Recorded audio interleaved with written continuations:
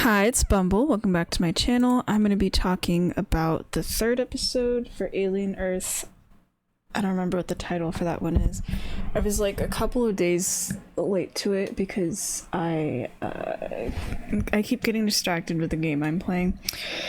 And like usual, actually no, I think I have like a bit more notes. You know, these are never like recaps really. They're mostly just like my thoughts of things I thought were interesting and whatever. I liked this episode more than the other two. I feel like it's getting kind of more, things are getting more kind of spooky and maybe even a little sad of like things we're learning about with characters. So I thought it was a cool episode. I just felt kind of confused by the ending, but you know, because it's a TV show and I'm not used to watching Alien as a TV show or anything, where you know it's like they can introduce these like mysteries about things that like get explained later, but then in the meantime you're kind of just left to wonder about stuff. Because the last episode had ended with Wendy's brother Joe, the Xenomorph took him, and then she goes to rescue him, and that's like pretty much this episode. It is like her trying to rescue him, and then some of the other hybrids are found by Morrow, and it's just kind of like the whole team wrapping up that mission of trying to capture the 5 different kinds of aliens, the 5 specimens, and then heading back to the Neverland Island. But I think there's like some good character stuff here. Let's see, I actually do have my notes out of order. I realized things I was typing in and then I was like, wait a minute, this isn't the correct way. But I'll just read just some general notes that I had. Nibs, she's the hybrid with the red hair. I noticed she seems to be the one that's like the most upset out of the other hybrids of like being turned into a robot and like trying to hold on to your human identity as long as you can, because like one of her earlier scenes this episode was her complaining to another character about wondering like, oh, why are we all named after Peter Pan characters? Why couldn't we keep our names? Why is it specifically Peter Pan? I think this is like one of the only characters so far that's been questioning that. And I'm wondering if her saying like, why does Wendy get to be Wendy is maybe like a jealousy thing, because I think the hybrids, I mean, I don't think Wendy even knows or cares that she's like Boy Genius's favorite. But I think the other hybrids, it's like very obvious to them. I get that like Wendy's supposed to be the first one, but like her specifically being the favorite, which is so creepy. The prodigy guy is just kind of keeps getting creepier how obsessed with Wendy is, to the point where he, you know, like he knows all the hybrids are running around trying to find the creatures and stuff, because it's supposed to be a quote-unquote like search and rescue mission, and then in this episode he changes it to, okay, forget about that, we're gonna like secure the assets and stuff.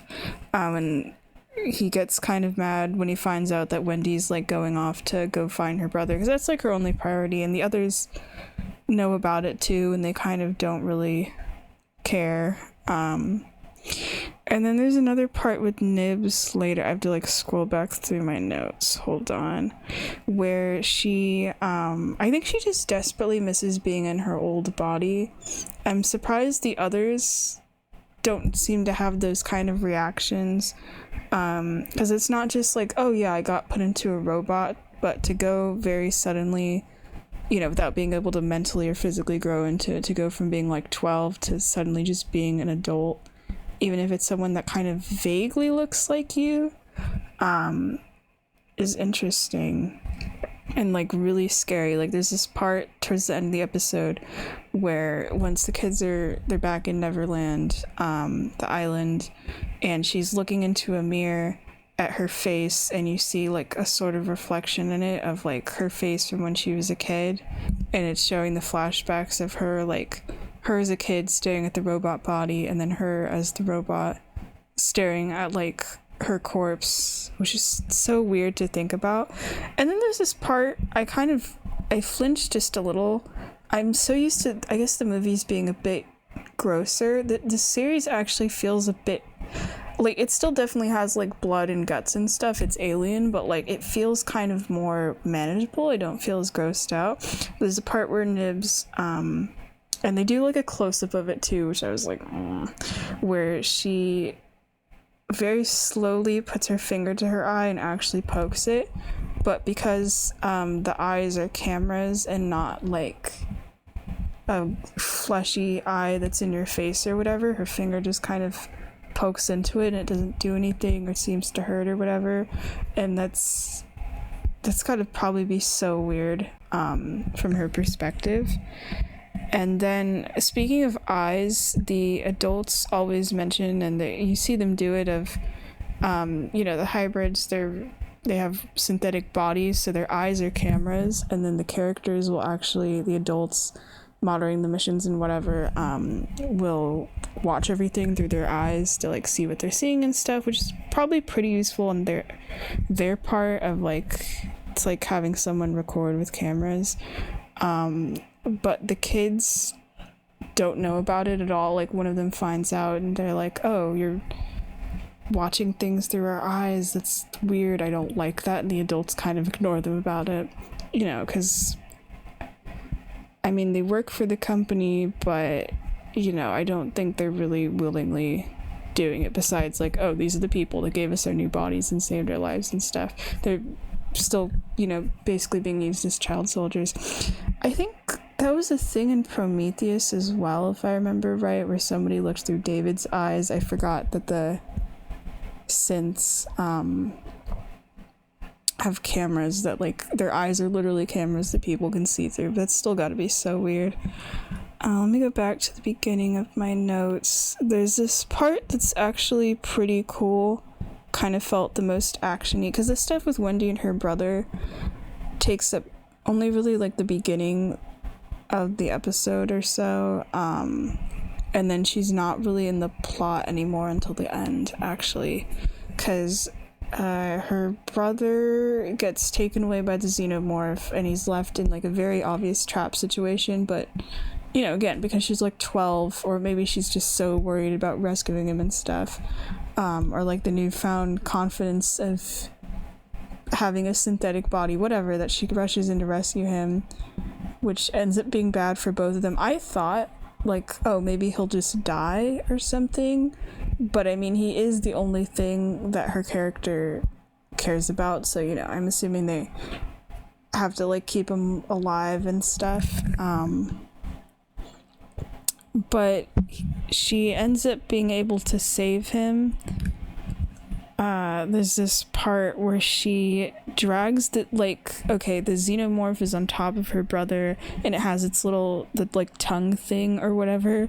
I wrote in my note, I called it the little face, because that's when I watch these movies with my mom, that's what she always called it, just like the little face that like stabs people and then they die. And she drags it around by that with this big hook thing, and it looks kind of goofy. It is really cool though, because like how many people in this series end up like getting to physically fight the Xenomorphs? Not many, unless you're like an android or something and you can take it. And it just kind of looks like she's trying to wrangle a dog. And then I still think it's kind of sweet that like her brother, of course knows that she's a synthetic now and stuff. But besides that, his big brother instincts still kick in when the Xenomorphs, like, when they're in danger. Like, they're both trying to be like, I'm gonna protect you. And he's like, no, I'm a soldier, you're a kid. And it's probably kind of weird for them, where it's like he has the physical training and she is mentally 12 and doesn't have like any physical or like fighting combat experience. I don't know if I could say knowledge, because she does have a supercomputer brain now, but unless they're trained for it, like your average kid's probably not going to know what the heck to do in that situation. But at the same time, it kind of doesn't matter, because it's a Xenomorph. Humans are usually screwed, and then if you're an android, they're probably not gonna go for you as much. You have like a better chance of surviving even if you get like ripped in half or whatever.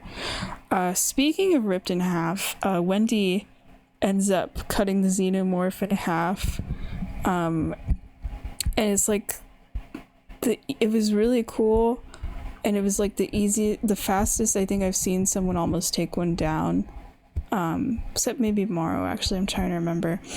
And it would have been cool to see her actually do it. I was hoping we would. She ends up getting stuck with it behind a door, and then the door gets open, and then the xenomorph is cut open on the floor, and then Wendy's just kind of standing there with a knife, and that was like so badass. It's just that it was off screen, and then she collapses, because I guess it attacked her somewhere. It was kind of confusing, but yeah, I kind of forget until I see stuff like that of like, oh yeah, the synthetic bodies are just like really fucking strong, huh? But I mean, we've seen synths in the past, like not hybrids, but just straight up synths get like torn apart and stuff by xenomorphs and other things, so it also kind of isn't a surprise she ends up taking severe damage. But that was one of the, like, probably the coolest part of the episode to me. What else? We get to see more of the other kids.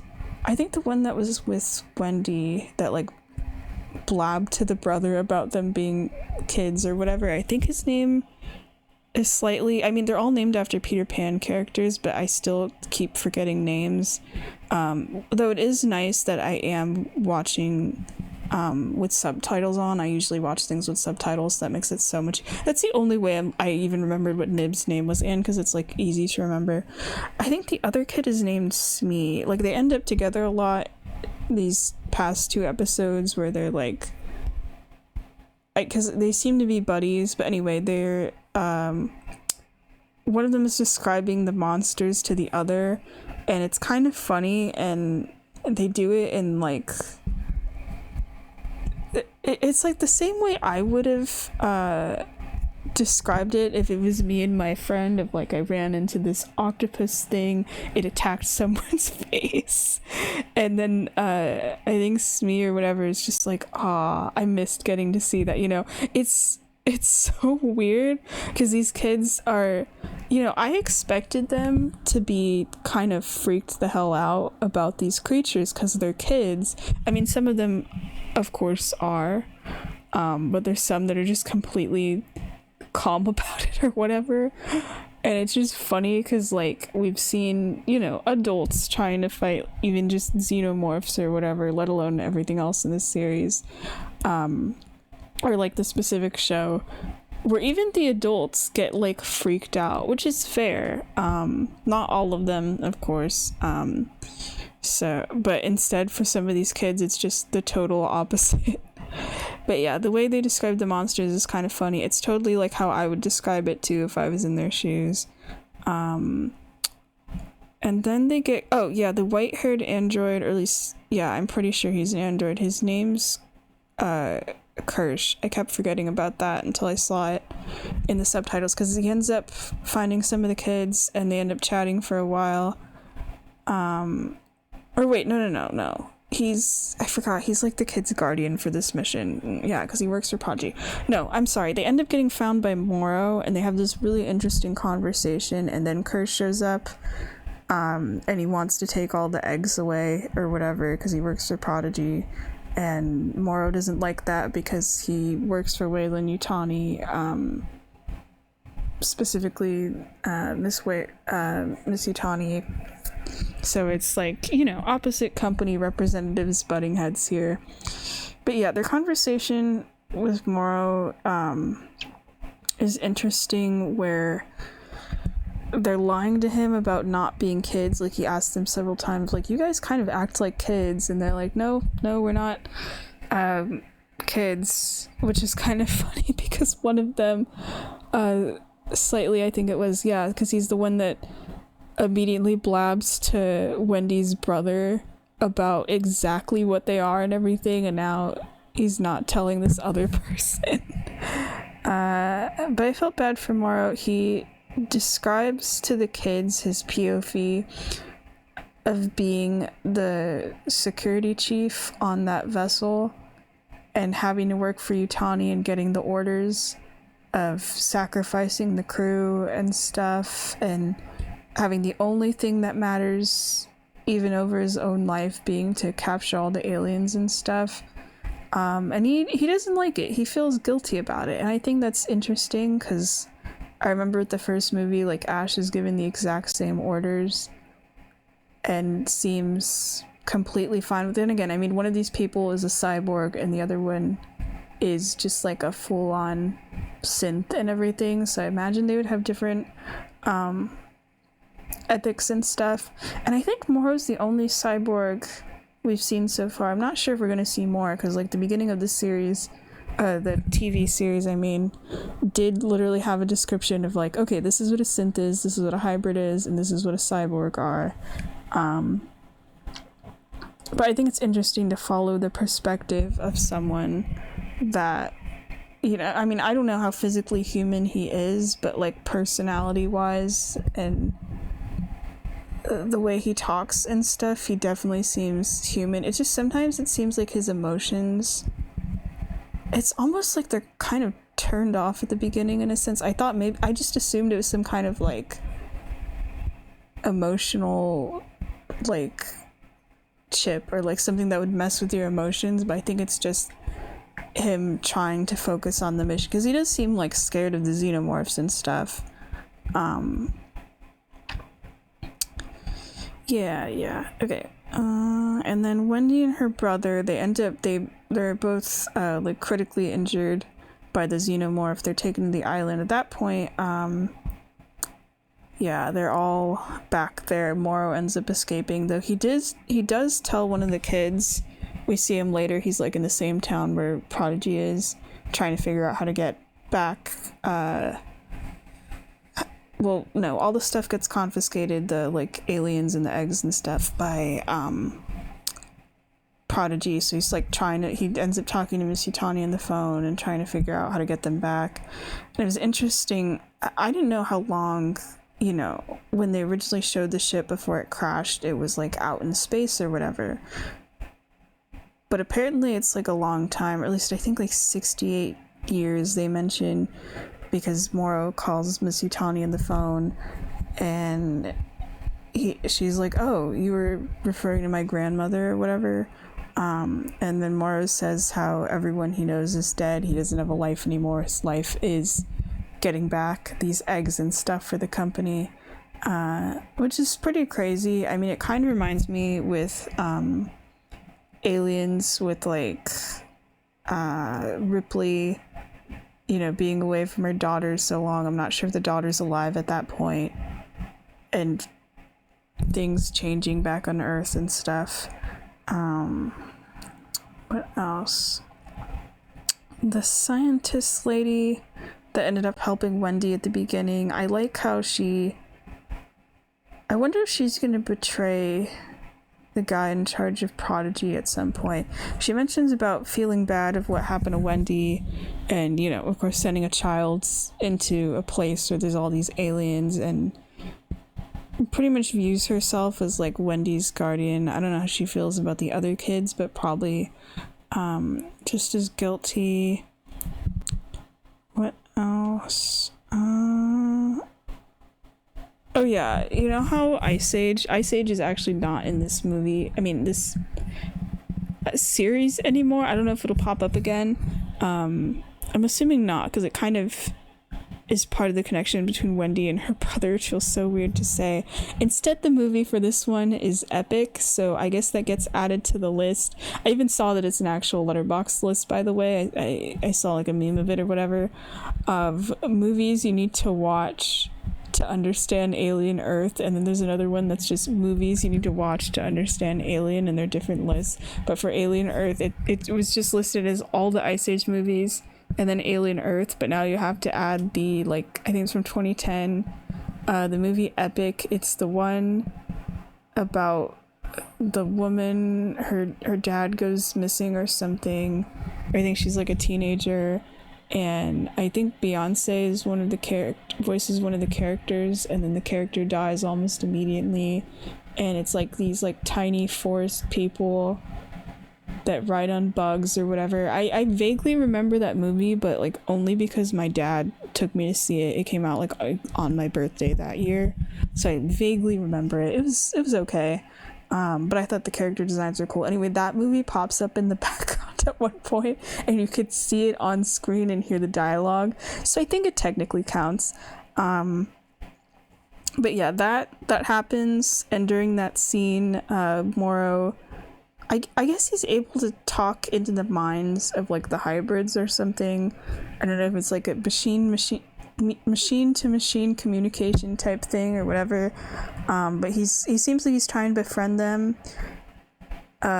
Specifically, slightly. I'm assuming it's just to get information, though he does mention he's trying to take some advice he had heard earlier to heart from one of the kids of how everybody needs a friend, which was kind of said a bit jokingly earlier, or like kind of treated as a joke. And he mentions how he used to be a dad, and I'm like, okay, that's why he knows these kids are kids even though they're not saying they're kids, you know. And he has this line that he says, it's like this riddle he asked to the hybrids of like, when is a machine not a machine? And I was wondering what that was supposed to mean too. I thought that was a cool line. I thought it was supposed to be a hint of like a, I know what you are, you know. Or maybe it's his dilemma of being a cyborg and not completely being a machine, because the kids he talks to mentions about their parents, and he's like, what are you talking about, your synths? Why do you're obviously fully synthetic, why do you believe you have parents? Because like no one really knows about the experiments of that you can put humans inside of synthetics, so he just believes that at first they're like programmed to be like really, really human or whatever, or to be like childlike or whatever. But yeah, when is a machine not a machine, I think could be referring to himself or to them. And he mentions about like, wow, I wish I was, what was it? Fully a machine like you instead of all the bad parts of man. Yeah, because he was already my favorite character, but I'm finding these kind of more insights into his character as these go on, and just really interesting. What else? They end up doing surgery on an egg. I think that's not what it's called, but that's what I'm gonna call it. And then that's kind of where things get weird. They cut open an egg, a xenomorph egg, and the facehugger comes out, and they end up killing it just to like learn about it or whatever. And it's this weird thing where like there's hybrids that are there, they're helping with the surgery stuff, and they're like fine, unaffected, whatever. And then Wendy's approaching that room, and as the facehugger is screaming, it's clearly causing her some kind of like psychic damage or whatever, and she ends up collapsing. And I'm like, why is this thing hurting her specifically and the others aren't affected? Unless it's some kind of like main character being special for not really a reason type of thing, but that's usually kind of annoying if I'm honest. I'm hoping maybe if it has something to do with her encounter of like her defeating the xenomorph earlier but getting injured in the process. I'm wondering maybe if it like laid something inside her. Oh, hold on. Okay, never mind. Sorry, the phone was ringing. I didn't know if I needed to get it. What I was going to say, yeah, if it maybe laid an egg, not an egg, but like a, you know, a facehugger inside of her or whatever, or it did something, or wait, no, it couldn't have, because like the facehuggers usually attack people and then pop out of the stomach, the chest burst thing, but that didn't happen. It was just her fighting a full-on xenomorph, and she was bleeding and everything. I don't remember if synths or like anyone with synthetic bodies, could be the hybrids too, can be like actually infected by xenomorphs somehow. And then there's this other thing that's confusing where her brother he's in Prodigy's doing some kind of like actual surgery in him.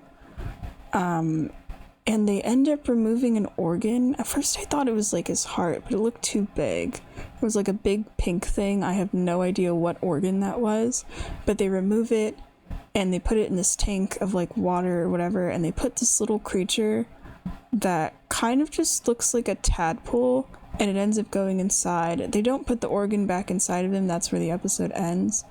But I think that's interesting. I wonder if maybe it's going to be some kind, they're using him as some kind of test subject or whatever, or maybe it's going to be used as some kind of like torture thing for Wendy. I'm assuming she's not going to find out, neither is the brother, of like exactly what they're doing to him. Or maybe it's some kind of early version of like, because we haven't seen, I don't think we've seen like actual face huggers that like attack someone, put the tail in the throat and then chest burst out. Like, I don't think that's happened yet. I don't even know if the characters, I don't think they know about it at this point. This is like a prequel, so I'm wondering if they're kind of trying to experiment with something like that, because the closest we've gotten was like the weird eyeball creature. It ends up on Nib's face. It doesn't do anything to her though, it just like attacks her. But I'm wondering if by putting this little tadpole thing in the brother's organ and then putting it back in his body, if they're trying to mimic that. Because I've seen the face huggers before, at least I think they have, because like the eggs are starting to open and they end up taking all the eggs. So that way it's inside of him and then it'll burst out and whatever. Because they're all, Prodigy is just trying to like learn about the creatures, and then the boy genius guy, that's just easier for me to call him. I don't remember his name anymore.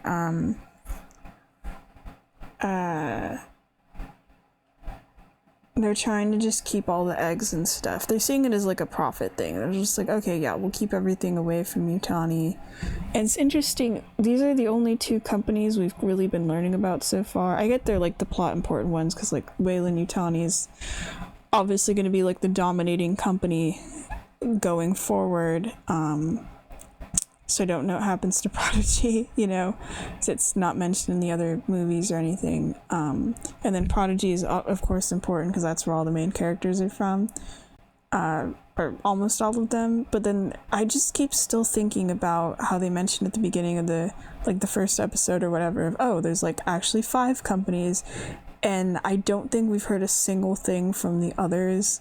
So I'm wondering if they're just kind of like there in the background, or maybe they'll be more important later. I don't know. But anyway, pretty much all my notes. I thought it was a good episode. I think I just kind of needed a bit of an adjustment period of getting used to like, okay, it's a TV format this time. There's like multiple plot lines going on or whatever. It's starting to kind of just feel more like Alien to me, because beforehand I know they had to set things up the first 2 episodes, but like I didn't really care with some of the stuff going on. But now it's getting like a bit more spooky. I think it was mainly just the stuff with Wendy and her brother. I didn't really like Wendy, and I'm kind of just used to her at this point. And I do want the brother to be okay. I feel like something horrible is going to happen to him once they give him back his organs, you know. But yeah, that's my thoughts. I think the next episode comes out, because it's nice that at the time I'm recording this, the full series isn't out yet on Hulu. It's just being put out 1 episode at a time. I think it's in like 5 to 8 days or something is the next episode. I'll probably finally watch these on time, because it has like the time they're going to come out in the day. It's just I've been so distracted with something else I've been doing that I just have not really been in the mood for Alien Earth. But that's okay. It's nice that I'm recording these ahead of time. I'm assuming the whole series will probably be out like by the time these videos are made public. Okay, but yeah, that's all my thoughts. Pretty good episode, and we'll see how the next one goes for episode 4. Bye bye.